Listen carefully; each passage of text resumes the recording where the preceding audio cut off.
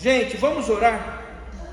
Agradecer ao Senhor porque estamos juntos, juntas, vivos, vivas. Obrigado, Senhor, por essa manhã, na Tua casa, na Tua presença. Obrigado, Senhor, pelos irmãos e irmãs que estão com a gente. Obrigado, Senhor, pela família do Isaías que acompanha lá do Rio. Obrigado pela vida do Isaías, Dona Bia, Sheila.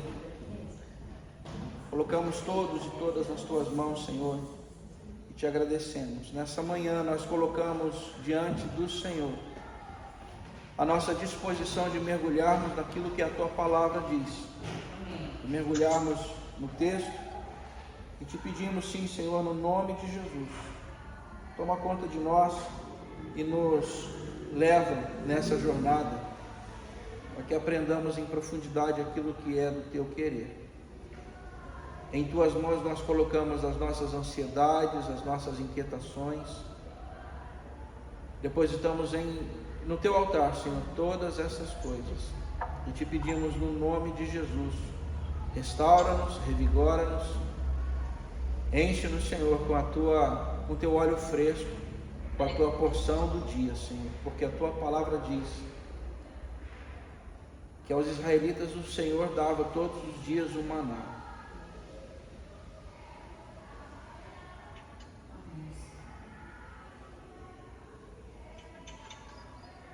E nós cremos, Senhor, que o Senhor é aquele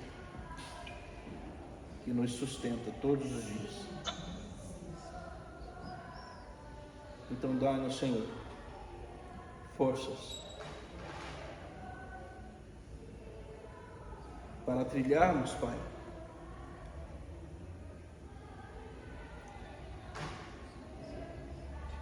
para trilharmos esse caminho, tal qual, Senhor, esses irmãos e irmãs, ao qual o livro de Apocalipse foi escrito, trilharam com tanta dificuldade. E é no nome de Jesus que nós Te agradecemos, sim, Senhor. Amém. Gente, vamos lá, nós temos uma tarefa hoje, Apocalipse 12, é um texto denso, bem denso. Vamos ler e depois a gente começa. 12, Apocalipse 12. Apocalipse 12, ok? Apocalipse 12, a partir do verso 1, ele diz assim, que viu-se grande sinal no céu, a saber, uma mulher vestida do sol, com a lua debaixo dos pés e uma coroa de 12 estrelas na cabeça, que achando-se grávida, grita com as dores de parto, sofrendo tormentos para dar à luz. Viu-se também outro sinal no céu, e eis um dragão grande, vermelho, com 7 cabeças, 10 chifres, e nas cabeças 7 diademas. A sua cauda arrastava a terça parte das estrelas do céu, as quais lançou para a terra. E o dragão se deteve em frente da mulher que estava para dar à luz, a fim de lhe devorar o filho quando nascesse. Nasceu-lhe, pois, um filho varão, que há de reger todas as nações com cetro de ferro. E o seu filho foi arrebatado para Deus até ao seu trono. A mulher, porém, fugiu para o deserto, onde lhe havia Deus preparado lugar, para que nele a sustentem durante 1260 dias. Verso 7. Houve peleja no céu. Miguel e os seus anjos pelejaram contra o dragão. Também pelejaram o dragão e seus anjos. Todavia não prevaleceram, nem mais se achou no céu o lugar deles. E foi expulso o grande dragão, a antiga serpente, que se chama Diabo e Satanás, o sedutor de todo o mundo, sim, foi atirado para a terra, e com ele os seus anjos. Então ouvi grande voz do céu proclamando: agora veio a salvação, o poder, o reino do nosso Deus e a autoridade do seu Cristo, pois foi expulso o acusador de nossos irmãos, o mesmo que os acusa de dia e de noite, diante do nosso Deus. Eles, pois, venceram por causa do sangue do Cordeiro e por causa da palavra do testemunho que deram, e mesmo em face da morte, não amaram a própria vida. Por isso, festejai, os céus, e vós, os que neles habitais. Ai da terra e do mar, pois o diabo desceu até vós, cheio de grande cólera, sabendo que pouco tempo lhe resta. Quando, pois, o dragão se viu atirado para a terra, perseguiu a mulher que dera à luz o filho varão. E foram dadas à mulher as 2 asas da grande águia, para que voasse até o deserto, ao seu lugar, aí onde é sustentado durante tempos e metade de um tempo, fora da vista da serpente. Então a serpente arrojou da sua boca, atrás da mulher, água como um rio, a fim de fazer com que ela fosse arrebatada pelo rio. A terra, porém, socorreu a mulher, e a terra abriu a boca e engoliu o rio que o dragão tinha arrojado de sua boca.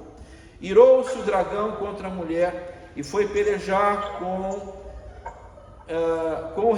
os restantes da sua descendência, os que guardam os mandamentos de Deus e têm o testemunho de Jesus, e se pôs em pé sobre a areia do mar. Gente, nós temos aqui um texto que, à primeira vista, parece intransponível. Porque, para a nossa realidade, é um texto que não faz absolutamente sentido nenhum. Mas, a gente vai conversar agora, vocês vão ver como esse texto faz muito sentido, quando a gente entende que há um contexto, há um lugar vivencial, e aí a ideia que a gente não pode esquecer, que é o que eu tenho dito em todos os nossos encontros, o texto de Apocalipse em si, ele traz uma história de interpretação, porque se a gente tentar entrar no texto direto, sem mediação nenhuma, sem nenhum filtro, talvez a gente possa cometer algumas atrocidades,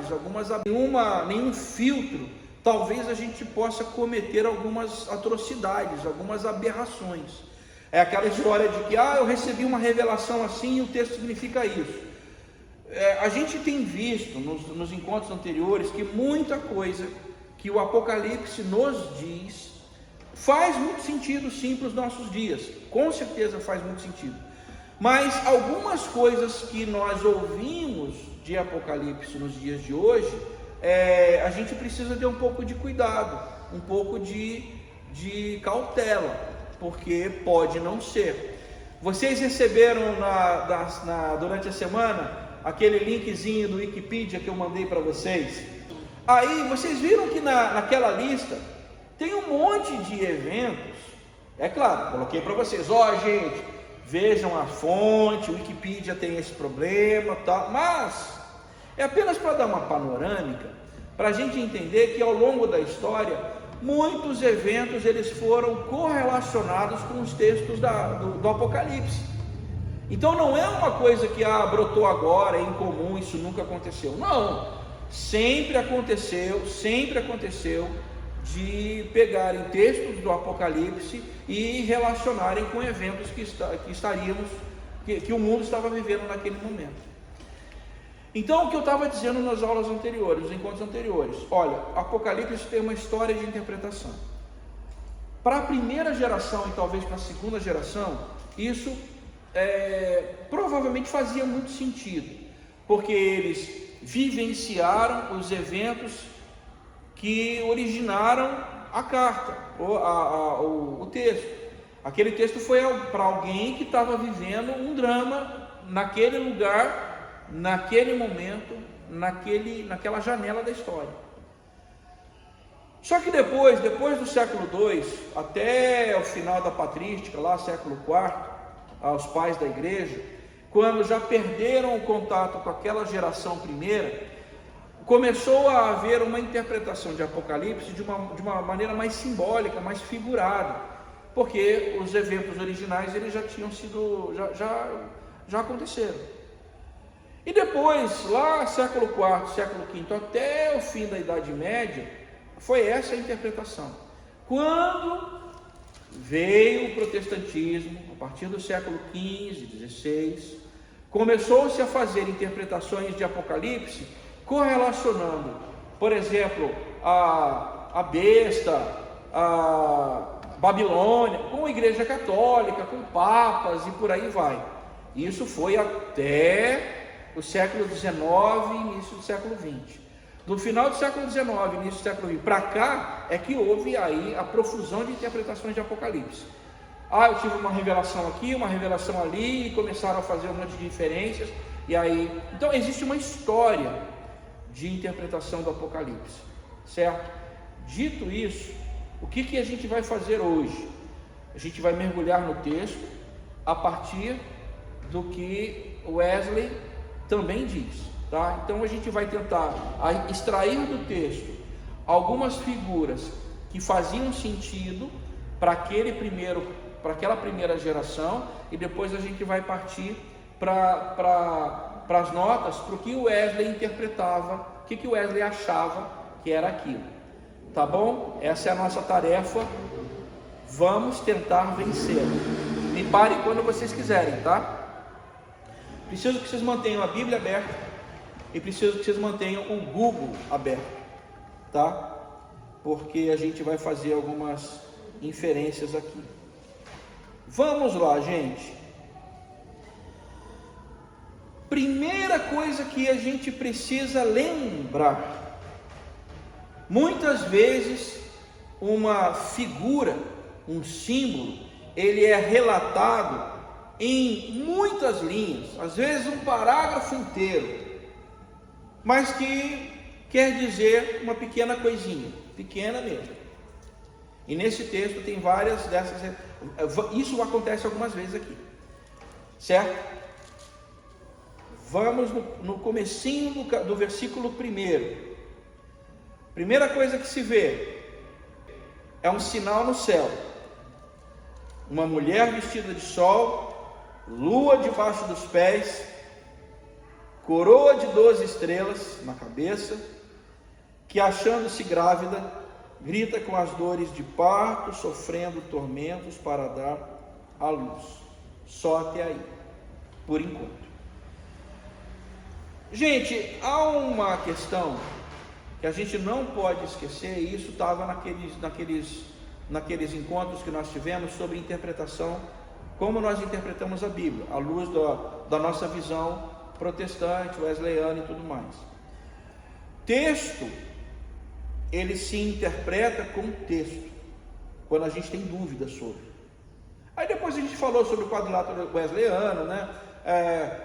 Bíblia, razão, Bíblia, razão, tradição, Bíblia, razão, tradição, experiência e criação.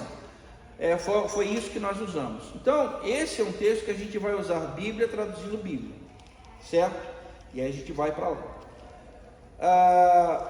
Responda para mim: mulher com dores de parto na Bíblia, o que você acha que é? Podem falar. A tradição católica diz que é Maria. Tudo bem. A Beleia está dizendo que para os católicos é Maria. Tá bom. Mas vamos mais longe. Transcendamos a Maria. O que vocês acham? Mulher com dores de parto. E olha, diz que ia dar luz a um filho. Depois a gente vai ver aqui que deu luz a um filho. E o texto diz que esse filho iria reger. O que vocês acham? Vamos para a Bíblia? Abre comigo, por favor. Gênesis. Eu acho que pode ser todo o povo de Deus. Calma, vou chegar lá. E a gente vai chegar lá, calma. E olha, vocês vão ver que o Wesley, ele tem uma visão muito mais universalista, por incrível que pareça. A gente vai ver. Pode ser a nação. Vamos lá. Em Gênesis, eu quero que você encontre aquele trecho lá no começo que diz assim: quando da queda, Gênesis 3, quando da queda a mulher, ela, né, a Eva, ela dá uma resvalada, pega o fruto e come. E aí há um diálogo entre o Senhor, a mulher e a serpente. Deixa eu abrir a minha aqui.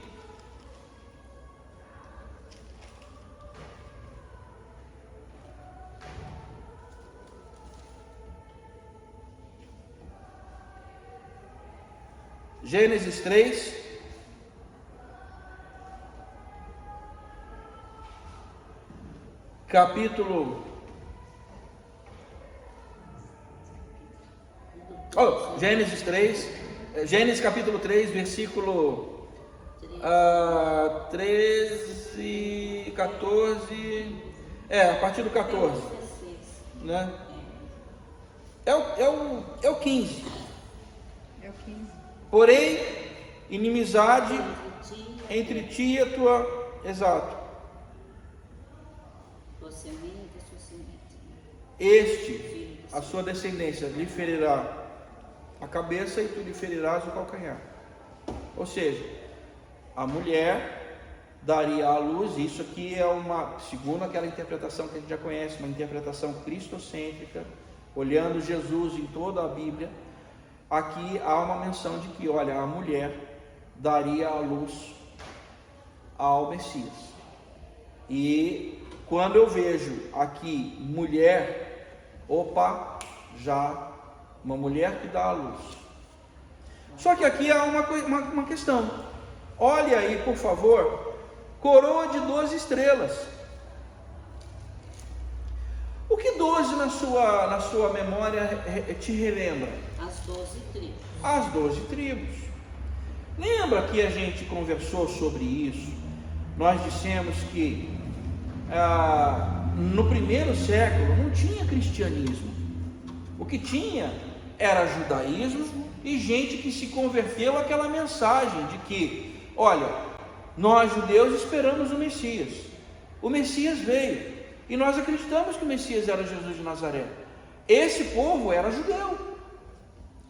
A partir do começo do século II, lá, ano 100 e alguma coisa, num suposto concílio judaico ocorrido em Jâmina, que eles fecham. Pode falar.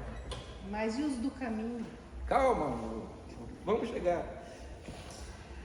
E lá em Jâmina houve um suposto concílio em que o judaísmo fecha o cânon deles e diz: olha, vocês que seguem esse Jesus, seguem o seu caminho, nós vamos seguir a nossa, nós não cremos em Jesus de Nazaré. A partir dali, só que isso já é, gente, século II.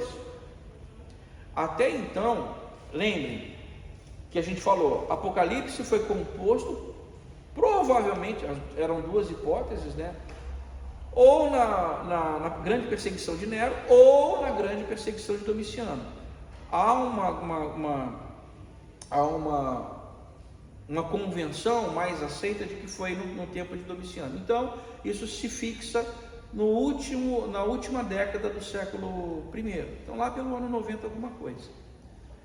No ano 90 alguma coisa, que nós tínhamos judaísmo e os convertidos. São os judeus messiânicos. Posso falar? Pode. Mas e os do caminho? Calma, Regiane, vamos chegar. Eles mandaram ir para o caminho. Mas é que o Marco está falando que o século II que começou a ter coisa. Mas e os do caminho que já eram falados até na Bíblia, né? Então, gente, Mas esses do caminho, eles estavam nesse bolo. Foi na hora do Então, concílio mas lá é que que você separou. falou que só tinha os judeus, mas na verdade tinha os judeus e tinha os E do os caminho. simpatizantes. Não, é o que eu estou dizendo. Os do caminho, esse povo do caminho, eles não deixavam de ser judeus. Eles eram judeus. Eles eram judeus. Só nesse concílio que separou. Não havia essa coisa de... Mas eles tinham deixado as práticas de muitas coisas. Então, há controvérsias. Há controvérsias. Sabe quando? Não vou entrar nessa. Não, sabe por que há controvérsias? Porque quando você... Não deixa pra lá. Quando você abre os livros de Atos, por exemplo, onde aquele povo que era conhecido como os do caminho, onde eles se reuniam em Jerusalém? Na sinagoga e nas casas, né?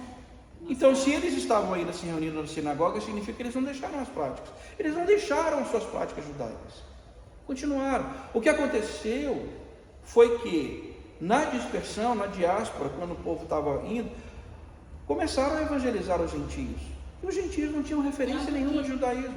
Tanto que não deixavam as práticas, que havia toda aquela polêmica, circuncidar, não circuncidar, Que foi a polêmica comer, não comer, desce do céu, lençol das mudanças, grego, judeu, não há só esperança, lembra? Isso daí era relacionado aos gentios, né? Do lençol. Mas Pedro não, era aquela Pedro, parte dos alimentos. Sim.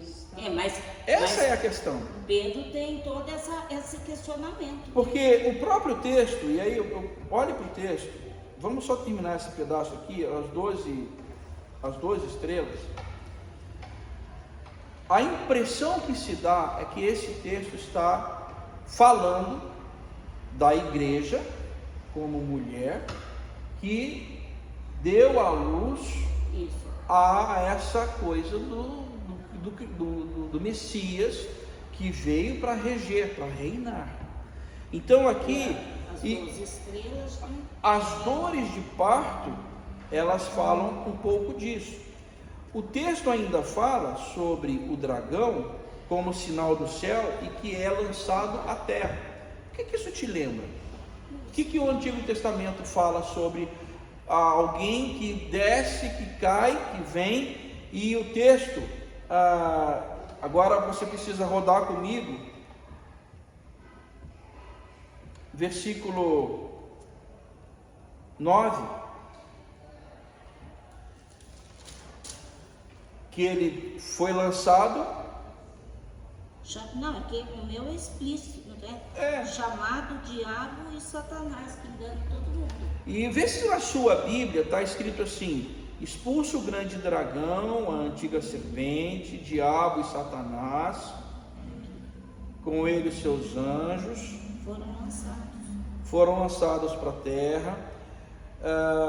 Depois no versículo 13, o dragão atirado para a terra, que perseguiu a mulher, certo? Certo.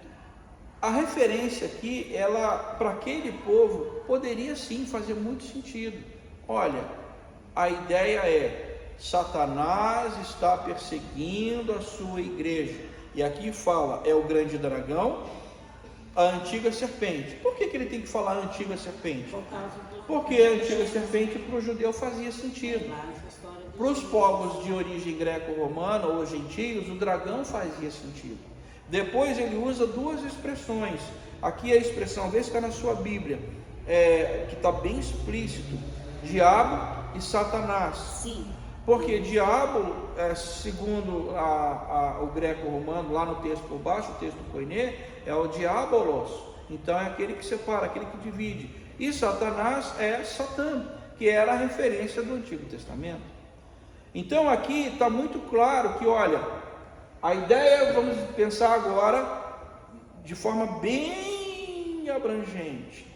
Olha, Satanás, ele vai realmente perseguir a igreja, vai correr atrás da igreja, vai correr atrás. E aqui eu quero que, gente, e aí depois eu vejo se a gente vai cortar ou não. Tá, ô Estela, depois a gente vê se a gente corta esse pedaço ou não. Olha, por favor, o versículo 3. 7 cabeças, 10 chifres, cabeças, 7 diademas. A cauda arrastava a terça parte das estrelas. Disse o texto que quando Satanás cai, a terça parte das milícias celestiais vai com ele. Querem referência mais explícita que essa? Ou seja, o que ele está dizendo? Está dizendo isso: olha, houve uma grande guerra celestial. Um dragão, ele começa a brigar com todo mundo lá, não prevalece, são expulsos, a terça parte cai. Gente, para eles isso estava claro: olha, a mensagem é para mim, que estou aqui sofrendo essa perseguição louca e estou morrendo. Então isso, Deus está vendo, isso está claro. Porque veja, Apocalipse não foi uma revelação dada a um presbítero, o presbítero João lá, ou talvez o apóstolo João. Sim, Se essa revelação foi dada, é porque naquele momento estava acontecendo, e aquele momento era o momento ideal para que aquela carta chegasse não somente às 7 igrejas da Ásia, que seria o mundo, aí eu ia falar o mundo cristão conhecido, é complicado até dizer isso, né? Eu ia completar o mundo cristão. Não pode, mas o mundo que creu na palavra, na pregação de Jesus, conhecido, sejam eles judeus, sejam eles os do caminho. Obrigado, Regiane. É interessante esse negócio do caminho, eu já falo um pouquinho sobre isso, porque se não houvesse essa referência, talvez eles não entendessem. Por isso a referência com muitas figuras para dizer uma coisa pequena, porque em linhas gerais foi isso. Olha, houve uma celeuma no céu, uma guerra, caiu o dragão, tentou brigar, mas não deu, foi expulso, terça parte veio com ele, e veio para onde? Veio para a terra, e vai atormentar, vai azucrinar a vida da igreja. Em linhas gerais, é mais ou menos isso. Porque veja no versículo 4, no final, ele queria, e ele ficou na frente da mulher, ou seja, como que afrontando a mulher, esperando o filho nascer, porque o que ele queria, versículo seguinte, ele queria devorar esse filho quando nascesse. O filho nasceu, mas aí o filho foi o quê? Arrebatado. Abram sua Bíblia, por favor, no livro de Atos, no capítulo 1. Atos 1.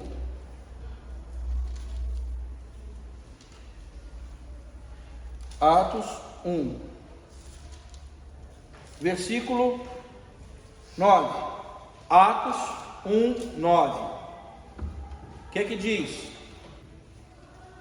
E eles, quando dizia isso, foi elevado às alturas e uma nuvem recebeu, ocultando os seus olhos. Veja, enquanto eles falavam, enquanto eles conversavam e tudo mais, Jesus foi elevado aos céus. Isso lembra várias coisas. Por exemplo, Enoque, que o texto diz, foi elevado, foi arrebatado, não viu a morte. Elias, arrebatado, levado ao céu, não viu a morte. Jesus, elevado aos céus, esse viu a morte, mas ressurgiu, que é o único que o texto diz que aconteceria. Ele foi arrebatado. Atos 7,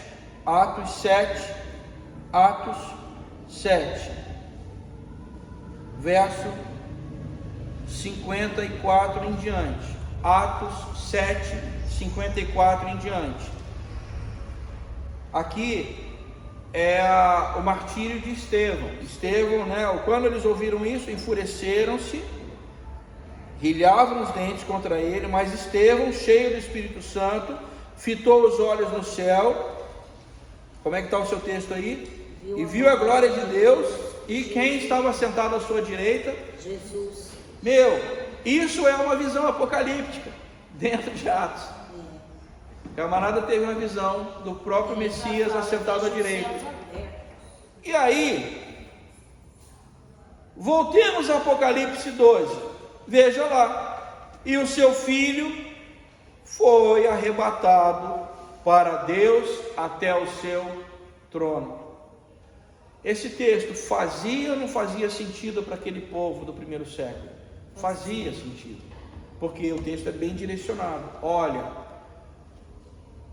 houve uma guerra no céu, Satanás lutou contra os anjos, que se insurgiu contra o Senhor, lutou contra os seus anjos. Miguel e os seus anjos venceram, lançaram ele para a terra, arrastou a terça parte da miríade celeste. Quando caiu na terra, ele começou a perseguir os seus santos, a sua igreja, sejam eles judeus ou os do caminho.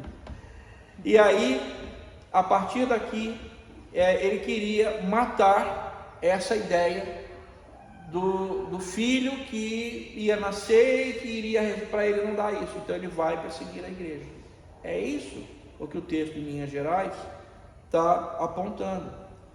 E veja um pouquinho adiante, versículo 10. Depois que Satanás foi atirado para a terra, veio essa canção. A partir do verso 10 até o verso 12 é uma canção, é uma ode a essa coisa que aconteceu. Veio a salvação, o reino do nosso Deus, a autoridade do seu Cristo. O acusador foi expulso. Eles o venceram por conta de quem? Do sangue do Cordeiro, da palavra do testemunho que deram, e mesmo em face da morte não amaram a própria vida. Venceram por causa do sangue do Cordeiro. Fazia sentido para eles? Fazia. Porque quem morreu por nós, e essa era a mensagem, derramou o seu sangue precioso por nós, o sangue vertido do Cordeiro sem mácula. Como João diz, colocando as palavras na boca de João Batista: eis o Cordeiro que tira o pecado do mundo. Para eles fazia muito sentido. É isso mesmo. Estão nos perseguindo, mas nós já vencemos. E ainda que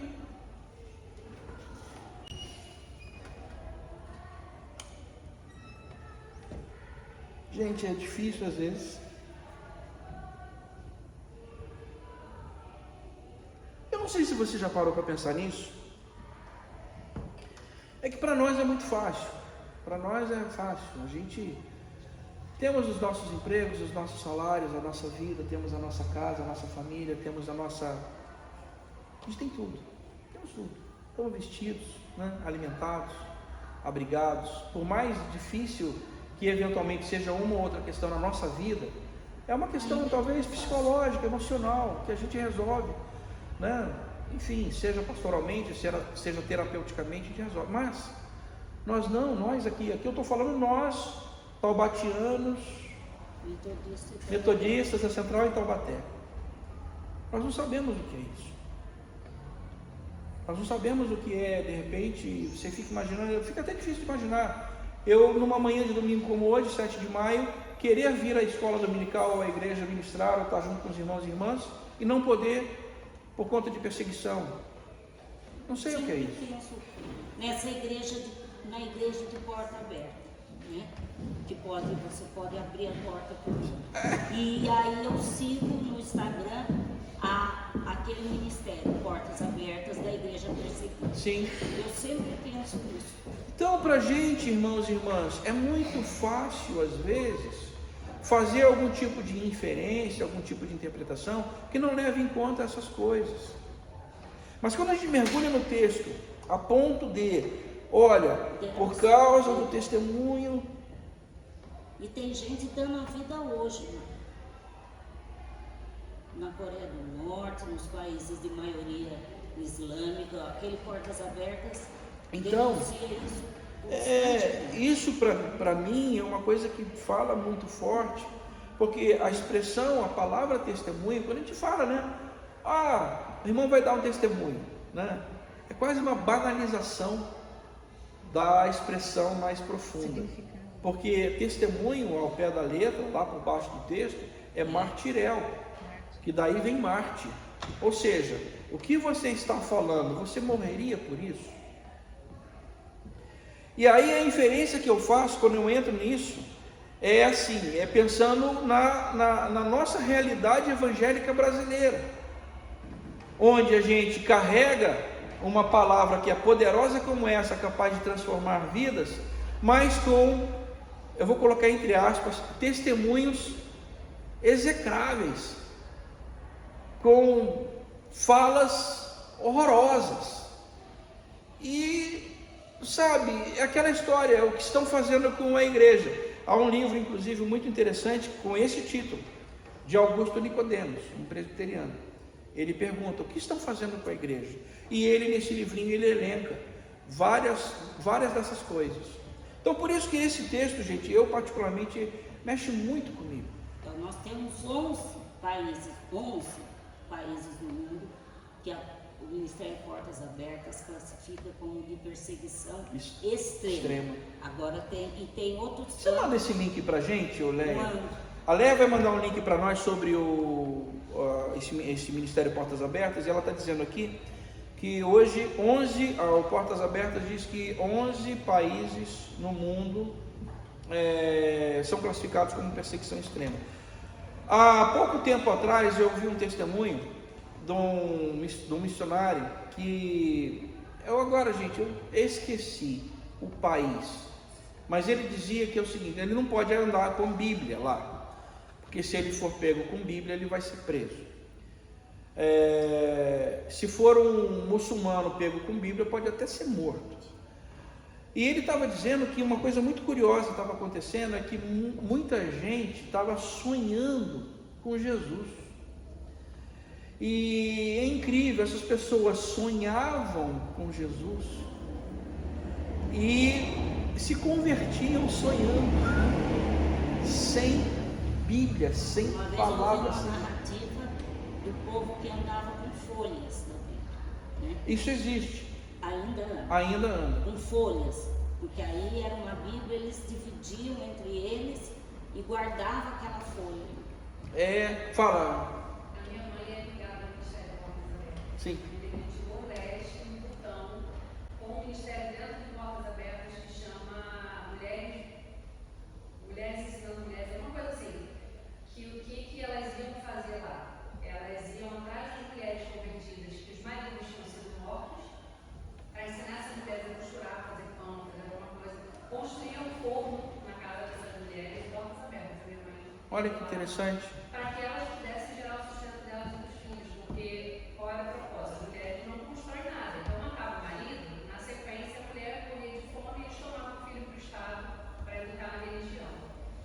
Então, Portas Abertas levavam a mulher ensinadas a costurarem, a fazer coisas de comer para poder vender, ganhar dinheiro e fazer o próprio sistema. A Keila está dizendo aqui sobre o Ministério Portas Abertas, que a mãe dela participou, teve acesso no Timor-Leste. E ela estava falando que é um ministério que ajuda as mulheres que tiveram seus maridos mortos por conta da perseguição a construírem fornos. E agora, Então, se não me engano, em maio, tem um dia. É o dia da igreja perseguida, Eu exatamente. acho que nós, como classe, poderíamos tomar isso Poderíamos. à frente da igreja, que é um Sim. dia de oração, não tem. Mas a gente tem que se cadastrar lá no Portas Abertas para dizer que tem mais uma turma, uma igreja orando. Eu vou ver direitinho Sim, isso. sim, Aí vou propor para o Ministério da Oração. isso. E aí, gente, versículo 13, de novo: quando o dragão se viu atirado, perseguiu a mulher que dera à luz ao filho varão. E foram dadas à mulher as 2 asas, para que voasse até o deserto, onde é sustentado durante tempos, e metade de um tempo fora da vista da serpente. Aqui, interessante como Wesley, ele nas notas sobre o Novo Testamento, ele fala que essa visão ela tá dentro da grande visão que vai do capítulo 4 ao capítulo 22.